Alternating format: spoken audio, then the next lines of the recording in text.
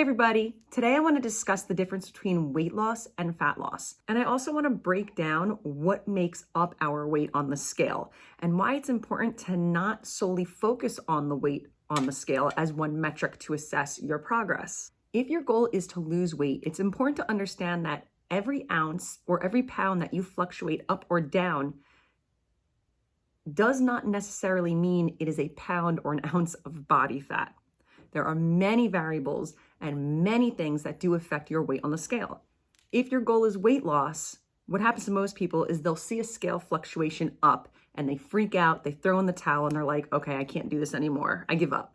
And it's important not to do that. If you are on the correct plan for you, it's important to push through those moments because you need to understand that weight loss or fat loss is not linear.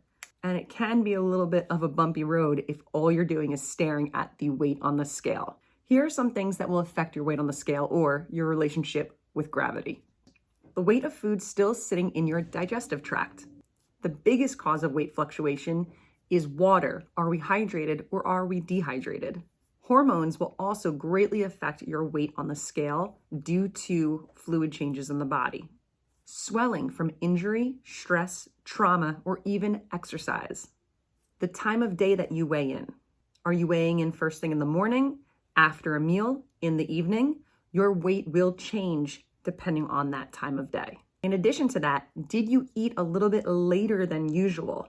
This can also cause you to be a little bit heavier on the scale the next morning simply due to the fact that you have not had as much time to digest that food and eliminate the weight of that food from your body. Water retention due to salt. And one more thing that will affect your weight on the scale is if you went to the bathroom or not. Just saying. Things you should focus on that have nothing to do with the scale are as follows. How do your clothes fit? Are you losing inches? Increased energy? Improved PMS symptoms? You're in less pain? You're more flexible or have better mobility? Improved skin appearance? And when it comes to performance, how are we feeling physically and cognitively?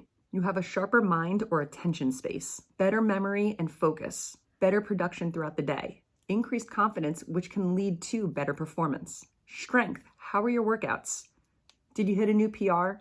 Are you increasing your strength? Are you increasing your muscular endurance?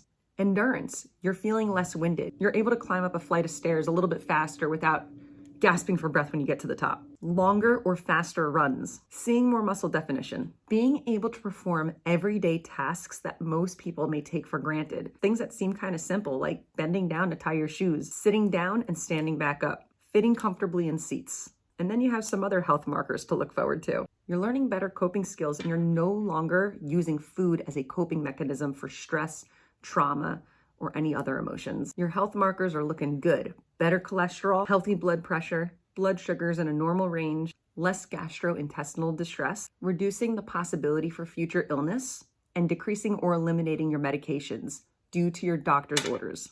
I also want to touch on a couple of common myths in the industry. These are things that are discussed so commonly in the mainstream nutrition industry, and it honestly drives me absolutely insane because none of it is backed up by science. None of it at all. So here are some myths. I might break your heart, but I got to tell you guys the truth. 1, you cannot spot reduce. Spot reduction is when you try to isolate reducing body fat in a specific part of your body. For instance, doing a ton of abdominal crunches in order to burn the belly fat. That's not how this works. You have muscle and you have fat. Muscle cannot turn into fat. Fat cannot turn into muscle. They are two completely different components of the body. It's not going to work. However, it'll make that muscle that you're using stronger. Number 2, weights make you bulky. No, they do not. Ladies especially, it's a big myth for you guys. Lift the heavy weights, lift in an appropriate rep range for your goals, and understand that bulkiness really only comes from our bodies holding body fat on top of the muscle that we have. As long as we can reduce our body fat, we're going to have that nice toned and lean appearance. Genetics do play a role in all of this. Genetics will predispose where we store our body fat. So some of us hold more of our body fat in our lower half. Some of us hold more body fat in our upper half, in our arms, in our chest, in our stomach, wherever. That is genetically predetermined.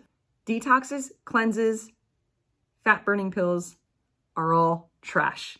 Save your money, or utilize your money for a proper education in the nutrition and fitness realm and a support system like us at Revolutionize Nutrition, we are not only going to teach you, but we are going to support you every step of the way in helping you attain your goals. And that's all I have for you guys today. So I will see you all next month for a new topic. And if you have suggestions or a specific topic you would like for me to discuss, let me know and I will deliver.